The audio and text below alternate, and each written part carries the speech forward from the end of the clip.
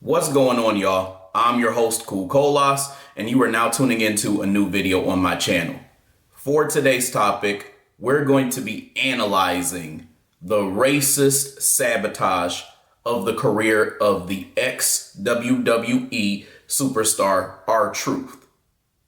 So let's get into it. For those of you all who have not been keeping up with wrestling or just are not aware of what's going on in the wrestling world, the ex-WWE wrestler rtruth, also known by his real name as Ron Killings, was released from the company on June the 1st of 2025. And just to give more specifics, what happened was his contract was up for renewal and they were choosing not to renew it. And as a result, he was going to be released, and that's what happened. Now, when it comes to rtruth, we need to really take a deep dive into his career. As you take a deep dive into his career, you can see how they orchestrated his sabotage, and it was a racist endeavor indeed. Before we get into the nitty-gritty of all the details of this release and much more, let's just talk about basic facts when it comes to him as a wrestler. rtruth was a very talented wrestler. And the reality is that it got overshadowed because of the silly gimmicks that they put him in and the character that he was portraying. When you look at rtruth just from an athletic standpoint, he's actually a better wrestler than the great majority of the white wrestlers who are about 20 years younger than him. If we're just being honest here, this man is 53 years old. This man, it was the oldest member of the WWE roster, and he was in impeccable shape. I mean, you can look at the man and tell that he's still, like I said, not just in great shape. He's got six-pack abs. He's highly athletic. He can do flips. He can do the splits, and he can still maneuver in the same speed, dexterity, and talent as all of the same wrestlers who are much younger than him. rtruth is also, from what I understand, a 54-time 24/7 champion. And I understand that that championship was some BS. I totally get it. I get it. But he still was a 54-time champion. And as a matter of fact, he's the one who made that belt even a talking point from the start. And chances are, because he did so well with that belt, that's probably why they really got rid of it, if we're being honest. And that's my conjecture. But come on now. When you think of the 24/7 belt, you think of rtruth. He also is a former tag team champion. He also is a former United States champion. So rtruth has actually held a little bit of gold since being in WWE, but never has he held the WWE Championship, regardless of being a highly talented man, a veteran, and somebody who has been nothing but loyal to this company. rtruth has done every single thing that WWE has asked him to do, even to the point of humiliating himself just for everybody's entertainment, like a minstrel show act. But again, I don't want to get ahead of y'all because we're really going to get deep into that. And again, why there's this racist undertone behind his firing, because we really need to look at all this. But when we look at just the career of the wrestler rtruth, you can see that there were a lot of great things that came from him, despite the fact that many accolades in gold and many achievements were not given to him. And you can see his talent. I mean, he's been with WWE for 17 years.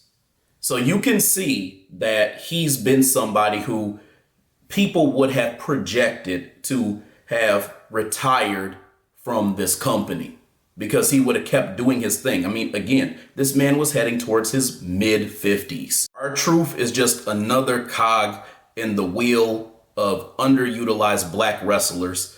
And there's a pattern of this, because you see the way that he's treated. You see the way that Kofi Kingston's treated. You see the way that Xavier Woods is treated. You see the way that Big E was treated as well, too. You see the way that Booker T was treated. I could go on and on. See the way that Carmelo Hayes is treated. See the way that Montez Ford is treated. Listen to all the names that I said. Just about everybody that I named is at least Intercontinental Championship level or higher when it comes to talent.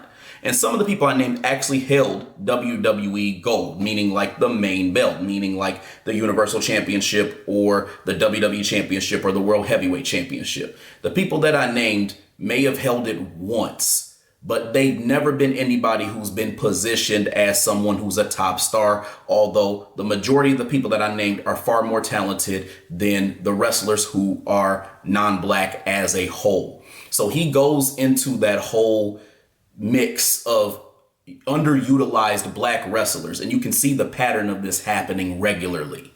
rtruth is proof that the WWE has all these diversity ploys and initiatives, but they never dematerialize into anything. They never change into it being a great push for these wrestlers, despite the fact that they're being marketed like they're a fucking Barbie doll.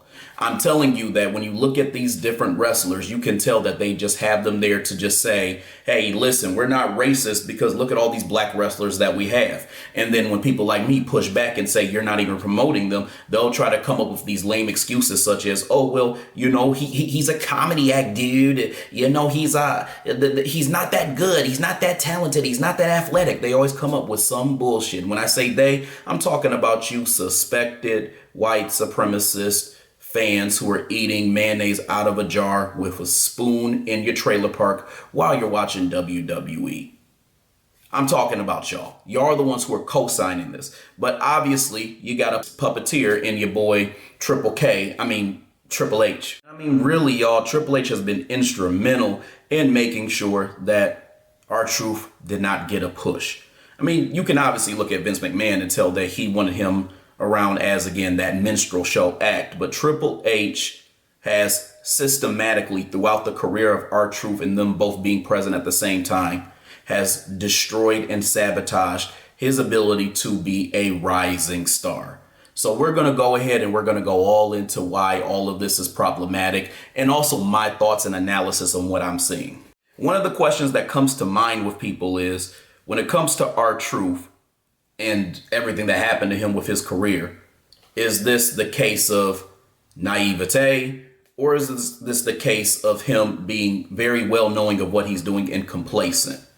And I'm prone to tell you that this dude is being extremely complacent and he is very aware of what is happening. And I'm going to explain to you why. There was an interview a while back that rtruth did where he talked about Bruce Pritchard and Jim Ross and them approaching him about how wrestling is really predominantly a white man's sport. And they also tried to, get him buttered up and whatnot and told him, every team has their Michael Jordan. And at some point, the interviewer asked him, why did he think that they said this to him? And rtruth said, I don't know, it's probably because they're racist as hell. So it's clear that he has an awareness of racism in the WWE and in professional wrestling, even just by that comment alone. But even in that interview, you could see the complacency and you could see the idea that he was kind of cheering on the idea that Jim Ross and Bruce Pritchard even said this to him from the get-go.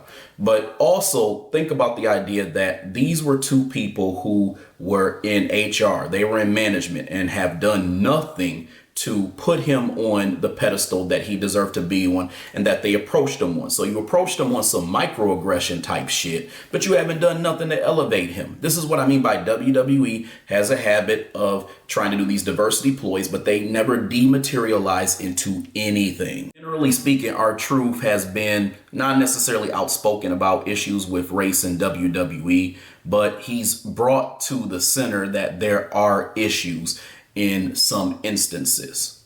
On the Something to Wrestle With podcast, he acknowledged that there are systemic issues within WWE, but he wasn't very controversial about them and he didn't really bring them to the center. He also had made it a big deal to basically say that he has pride in representing black wrestlers because he also understands this hierarchy and the way that storylines are being told. One of the things he even said is that when it comes, and this is ironic, he said that when it comes to comedic roles, they keep wrestlers relevant, but they don't build legacies for them.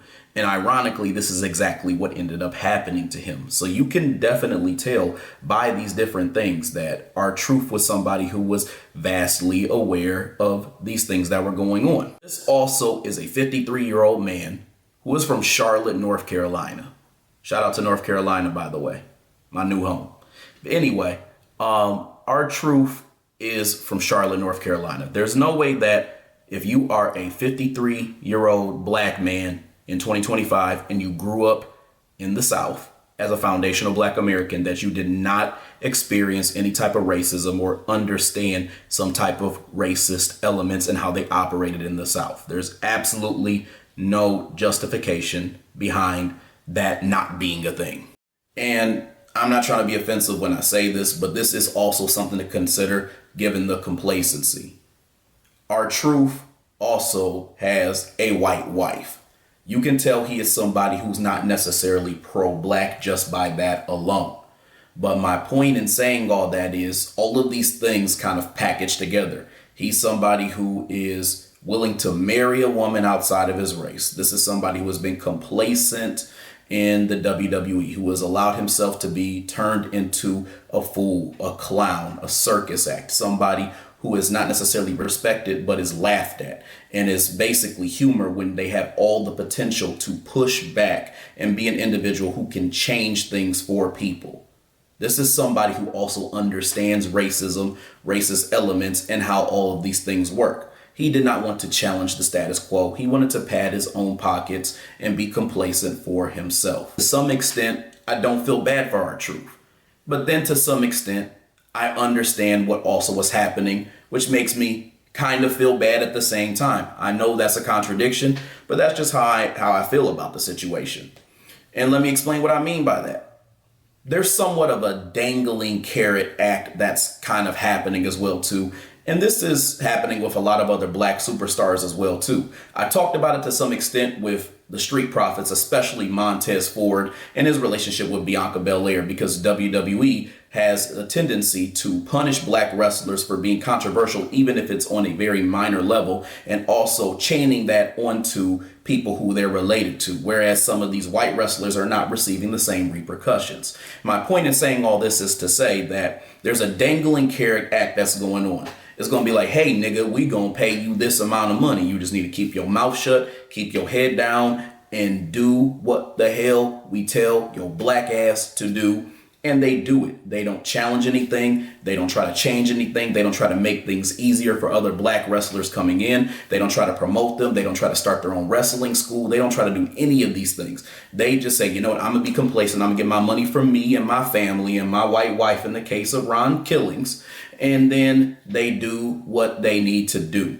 Because ultimately they know that if they are kicked out of there for whatever petty ass reason that WWE has, then instead of them being a superstar who is paid pretty well and all they have to do is go and act a fool every now and again, and they don't even have to be on the spotlight every single week, then they rather do that than be somewhere on the street, dead or in jail. Or I guess prison. rtruth has literally been positioned as an overall negative black stereotype in multiple ways. I mean, think about it. He was coming out and he was just rapping. And that's a common thing they like to do with black people is they come out and they just start rapping. Now, don't get me wrong. It was unique and the what's up thing was catchy and all this other stuff. He was catchy as a heel. He was catchy as a face. I get it. But he still was a stereotype. Also look at his later career. I mean, he was just a blithering buffoon. I mean, this dude was going around acting like there was a fake friend that he had called Little Jimmy. He's always confused and dumb and not knowing his whereabouts. And it's almost to the point where he's mentally ill or like a child. Like they had him as a literal Sambo. And even if you look at the Ron Cena gimmick that they had where he's obsessed with John Cena and he talks about how he's his childhood hero. He's older. I believe he's 5 years older than John Cena, if I'm not mistaken. And with that being said, he's literally saying he idolized somebody as a child who was actually younger than him, which is absolutely absurd. They basically had rtruth being a black stereotype and a Sambo that was laughed at and used as a source of entertainment. There were times that rtruth would do things and I wouldn't laugh, I wouldn't giggle, I would just cringe because I'm like, look at this Negro right here. Look at this black ass Negro here making a fool of his damn self. And then white people are sitting around like they always do, just getting this sinister ass giggle out of him, just looking like a damn fool. Because you know how these damn suspected white supremacists do. Whenever they see a black person acting like a stereotype, they're like, that's so funny, dude.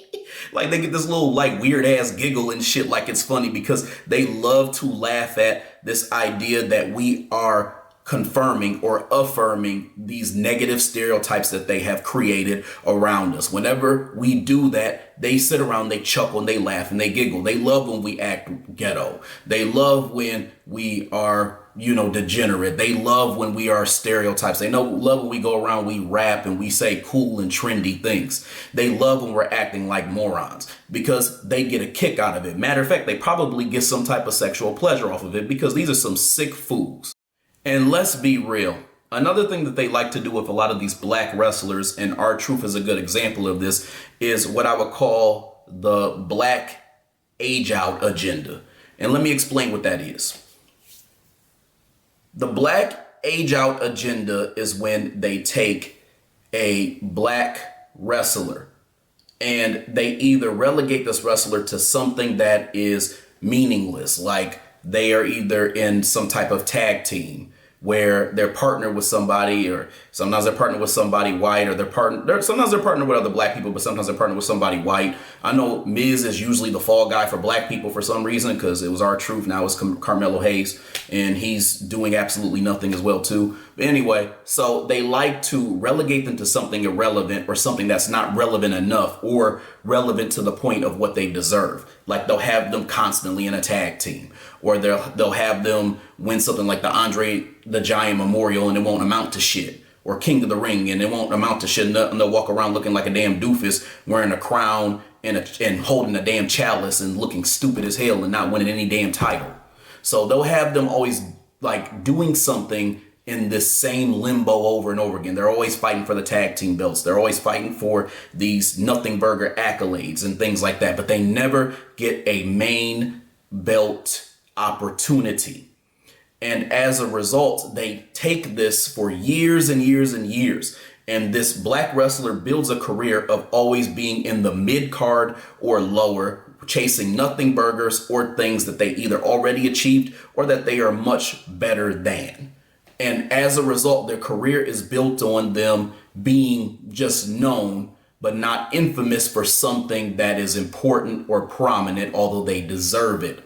So what they do is they have them in this limbo where they do that their entire career. And then they get to the point where they're like rtruth, they're in their 50s or late 40s, whatever the case may be. And they can say, this Negro is too damn old to be a main caliber champion. They love to do this age out process. If we have this Negro being in limbo for long enough because he's chasing the coins, he doesn't really care about anything else or trying to, push himself out there or whatever the case may be, then when he gets old enough, there's no reason for us to push him when we have all this other younger talent out there. And what they mean by younger talent is younger non-black talent out there who needs a title or a championship run, who can eventually, quote unquote, run the company and the business. So eventually they want to make it a thing where they age out because they're too old to be elevated to a WWE main championship level. rtruth was the biggest victim of this. He's not the only victim, but he's the biggest victim. One of the current victims that I see of this is Montez Ford. Really Montez Ford and Angelo Dawkins, but I'm going to focus on Montez Ford because that man is absolutely WWE Championship material, and he has been in WWE tag team limbo since the start of his career. I mean, literally, it's to the point where Montez Ford and Angelo Dawkins might as well be one damn superstar. We've also seen this pattern of where they try to position certain black wrestlers like they're about to have this great push, and then it goes nowhere. It'll either be a thing of they'll start them off like as a heel or whatever the case may be, and then they'll phase out, or it'll be a thing where they're that the man in NXT, and then when they get called up to the main roster, they're treated like dirt. Because when you had rtruth, for example, he was a heel and he had a slight push that was going on. And then he had the awesome truth gimmick that he did with The Miz. And then after The Miz turned on him and then he turned face, he was just a clown from there. He was a living minstrel show. And for those of you all who do not understand how minstrel shows work or what they are, this is basically when black people were created and propagated as forms of racist entertainment for suspected white supremacists. So they would do goofy, silly, or just entertaining things just for the entertainment of the dominant society. And this was a racist trope that they would do quite a bit back in the day, having black people perform just for their liking and, again, their entertainment. And rtruth was the modern day version of this. But think about it. His career literally went from him being a heel to him being a silly ass face for the remainder of it. Only for him at the very end of his career to get what? A match with John Cena, a non-championship match, and to just be thrown and tossed away like he wasn't shit. And to be clear, to be real with you all, just to be so real with you all, he's actually a better wrestler than John damn Cena. I'm just gonna put it out there. He is a better wrestler than John Cena's wannabe wrestling Eminem ass. And if you think that this is something that is just, again, relegated to rtruth alone, the same things that I'm saying and these lack of great pushes were also extended to wrestlers such as Ron Simmons, Booker T, D'Lo Brown, Shelton Benjamin, and much more, who in the past also had similar paths that were paved for them. Meanwhile, if you look at a lot of these white wrestlers, they're given legacies to basically make it seem like they should be positioned as respectable figures and people who should be honored for their legacy. And these are people like Shawn Michaels and Triple H, The Undertaker, people like that, people who were given these nostalgic pushes and they were given ceremonious ends at the finish of their career. While rtruth was complacent, understand that that still doesn't excuse the racism and the way that he was treated. Because what a lot of you silly negroids love to do is say, well, you know, he be the one that deserved that because he the one who chose to just stay at the end of the day, though. Yeah, he did, nigga. But also understand that there's still racism at play, and that should not be ignored. Because a lot of you all like to just beat down on a black person because of the choices that they made, which generally were under ransom-related circumstances for the most part. But you turn a blind eye to the racism and the way that it was orchestrated in the first place that put them in the position to have to make these decisions. Not only was this racist, this was typical. And this is a much bigger deal than what it seems. The way that rtruth was done was dirty. But ultimately, we know that the lack of sacrifices that rtruth chose not to make is going to have a negative impact on other black WWE superstars in the present and in the future. Last thing I want to say, shout out to Wrestling with Racism. These brothers are great in breaking down the dynamics of racism in wrestling. So y'all should check out their podcast. I learned a lot from them. There were some things about this situation that I did not know myself until actually listening to their podcast. But it is very important and instrumental that y'all look at this podcast as well, too, because they break down a lot of, as they say, white truths that go on in the WWE and in AEW as well, too. So, again, shout out to them for the informative news on this situation that clued me in more than what I had already understood. All right, y'all. I hope you enjoyed this video. I hope you enjoyed what I had to say, and I hope you learned a lot from this video as well, too. With that being said, hit the like button, subscribe button, share button, and also hit the bell icon so you get notifications for whenever I come out with new content on this channel.